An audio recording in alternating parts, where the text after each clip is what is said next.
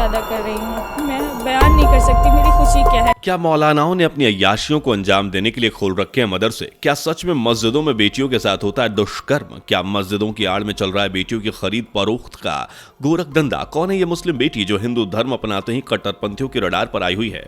क्या हुआ है इसके साथ? क्या है मस्जिद के अंदर दुष्कर्म का ये पूरा मामला? एक पीड़िता ने आखिर क्या लिखा सीएम योगी को भेजी अपनी चिट्ठी में? आइए जानते हैं। कहने को तो भारत एक हिंदू बाहुल्य देश है, लेकिन यहाँ 20 करोड़ 47 लाख से भी ज्यादा मुस्लिम्स रहते हैं। 10 लाख से भी ज्यादा इनके धार्मिक स्थल यानी मस्जिदें हैं, जबकि 25,000 से भी ज्यादा मदरसे हैं। अकेले उत्तर प्रदेश यानी कि सबसे ज्यादा आबादी वाले राज्य की बात करें तो प्रदेश में 10,000 मदरसे ऐसे हैं जिन्हें बीते 5 सालों में ही खड़ा किया गया है, जबकि सिर्फ 5,000 मान्यता प्राप्त हैं, जबकि मस्जिदों की संख्या भी हजारों में है। इन मस्जिदों और मदरसों का जिक्र करना इसलिए भी जरूरी है क्योंकि हाल ही में एक मामला सामने आया। यहां मस्जिदों के अंदर बेटियों की खरीद फरोख्त का दावा किया गया। दरअसल इस हाल ही में इस्लाम धर्म को छोड़कर घर वापसी करने वाली एक बेटी ने सूबे के मुखिया योगी आदित्यनाथ को एक चिट्ठी लिखी। इस चिट्ठी में बेटी ने न सिर्फ खुद को दुष्कर्म पीड़िता बताया, बल्कि अपनी मां, बहन सहित अन्य कई लड़कियों, महिलाओं के साथ एक मस्जिद के अंदर दुष्कर्म होने की बात का भी बड़ा खुलासा किया। आरोप भी ये लगाया जा रहा है कि मस्जिद में शाम की नमाज के बाद लड़कियों का आना जाना शुरू होता है और सुबह की नमाज से पहले ही इन लड़कियों को बाहर कर दिया जाता है। अब मस्जिद में लड़कियों के साथ क्या होता है और लड़कियों के मस्जिद में आने पर मनाही होने के बाद भी यहां कैसे और क्यों पहुंचती हैं, और चिट्ठी में आगे क्या क्या खुलासे हैं, जानने से पहले वीडियो को लाइक, शेयर और चैनल को सब्सक्राइब जरूर कीजिए। दरअसल ये पूरा मामला उत्तर प्रदेश के रामपुर जिले का है, जहां 21 मार्च 2024 को एक मौलाना और एक हाजी सहित कुल 8 लोगों के खिलाफ दुष्कर्म का मामला दर्ज किया गया। यह मामला तब सामने आया जब 1 साल पहले हिंदू धर्म में वापस से अपनाकर एक युवती ने अपने साथ हुए दुष्कर्म का खुलासा सीएम योगी आदित्यनाथ से मदद की गुहार लगाते हुए 2 चिट्ठियों में किया। पहली चिट्ठी के अनुसार पीड़िता के साथ दुष्कर्म करने वालों में मौलाना, हाजी सहित रिश्ते में मामा लगने वाले 4 युवक शामिल हैं। वहीं दूसरी चिट्ठी के जरिए बेटी ने आरोप लगाया कि उत्तर प्रदेश के रामपुर जिले में बेगम बाग नाम की एक जगह पर स्थित एक मस्जिद में बेटियों के साथ जुम्मे की नमाज के बाद दुष्कर्म किया जाता है।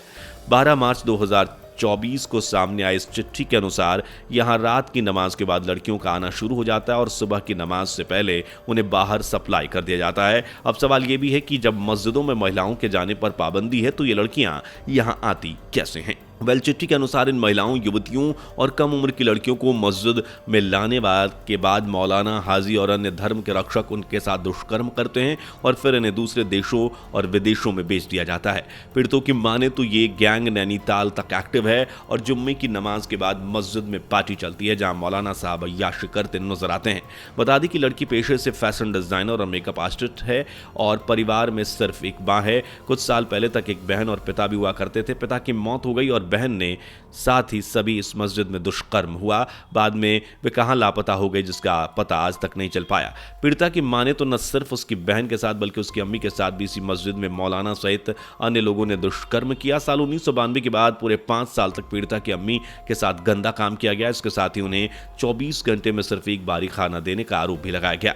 पीड़िता ने इस चिट्ठी में साफ साफ लिखा कि मुरादाबाद में उनके नाना अनवर हुसैन और मामा महबूब अली के नाम पर करीब 350 बीघा जमीन है। नाना और मामा के मरने के बाद इस जमीन की इकलौती मालकिन उसकी अम्मी है, लेकिन पीड़िता के चचेरे भाई इम्तियाज, इरफान, अफसर और असरार हुसैन की बुरी नीयत थी और इन चारों ने मिलकर उसकी अम्मी को करीब 14 साल तक न सिर्फ बंदी बनाकर रखा बल्कि उसके साथ ज्यादतियां भी हुई। इसी दौरान मस्जिद में रहने वाले इमाम, रईस, इम्तियाज हुसैन, वाहिद रजा, लईक, ताहिरा और जमात के मौलवी लतीफ, अरमान, इरफान, हाजी, असरार हुसैन, इरफान मौलाना और रईस मौलाना सहित अन्य के दौरान युवतियों के मां के साथ दुष्कर्म भी किया गया, जिसका खुलासा लड़की ने अपने पत्र में किया है। लेकिन आज से करीब 1 साल पहले युवती को मुंबई में नौकरी मिली और वो जैसे तैसे अपनी अम्मी को इन हैवानों के चुंगल से छुड़ा कर ले आई। लड़की के माने तो न सिर्फ मस्जिद में दुष्कर्म होता है बल्कि इम्तियाज, मौलाना, रईस और उनकी पूरी गैंग बरेली, रामपुर, अलीगढ़ और जामिया मदरसा में लड़कियों को जिहादी बनाने का भी काम करता है। इतना ही नहीं, इस गैंग पर चरस, अफीम सहित अन्य नशीले पदार्थों और अवैध हथियार की सप्लाई करने का भी गंभीर आरोप लगा है। पीड़िता ने सीएम योगी आदित्यनाथ को पत्र लिखते हुए मस्जिद और मदरसों की हाई कमेटी गठित कर जांच करवाने की मांग की है, क्योंकि यहां बक्सों में हथियार रखे जाते हैं। पीड़िता की बात करें तो उसने मस्जिद, मदरसे पर अपनी आंखों से छोटी छोटी बच्चियों को नशा करवाते फिर उसके साथ दुष्कर्म करते देखा है।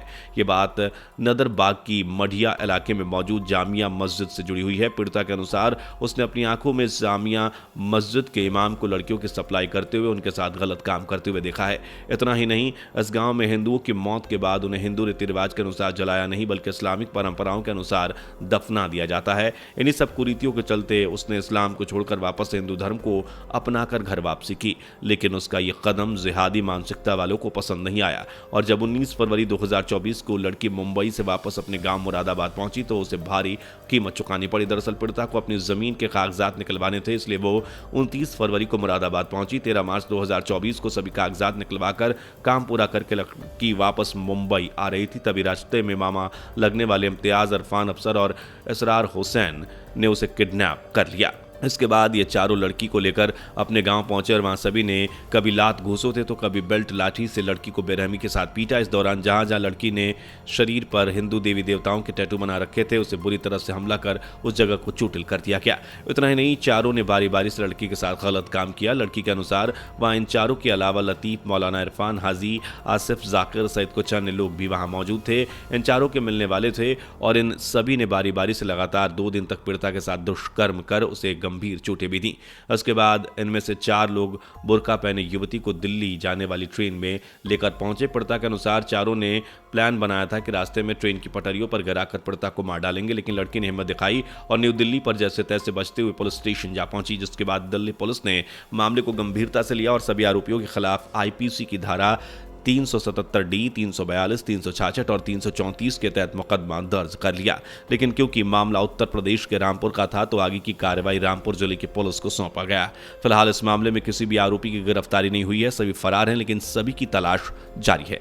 वो लड़की का कहना है क्योंकि उसने मदरसे और मस्जिद में चलने वाले इस गंदे खेल का पर्दाफाश किया है, इसलिए जिहादी मानसिकता और कट्टरपंथी लोग उसकी जान के दुश्मन बन गए हैं जो उसे कभी भी मार सकते हैं। इसलिए पीड़िता ने सीएम योगी आदित्यनाथ से मदद की गुहार लगाते हुए सुरक्षा की मांग की है। साथ ही देश की जनता और कट्टरपंथियों से यह सवाल भी किए हैं कि क्या मस्जिदों के अंदर किसी भी लड़की के साथ दुष्कर्म करना जायज है। पीड़िता ने आरोप लगाया है कि मदरसे और मस्जिदों में मौलाना, इमाम साहब अपनी अय्याशियों और अवैध हथियारों को रखने के लिए खोलते हैं। फिलहाल मामले में कार्रवाई की जा रही है। आपका इस पूरे मामले में क्या विचार है, हमें कॉमेंट करके जरूर बताइएगा। वीडियो पसंद आई हो तो इसे लाइक शेयर करके चैनल को सब्सक्राइब कर लीजिएगा और सोचिए तो धर्म के नाम पर यह सब क्या क्या हो रहा है। दोस्तों, आपको स्क्रीन पर 2 और वीडियोस दिखाई दे रही हैं, जिसे देखने के लिए स्क्रीन पर क्लिक करें।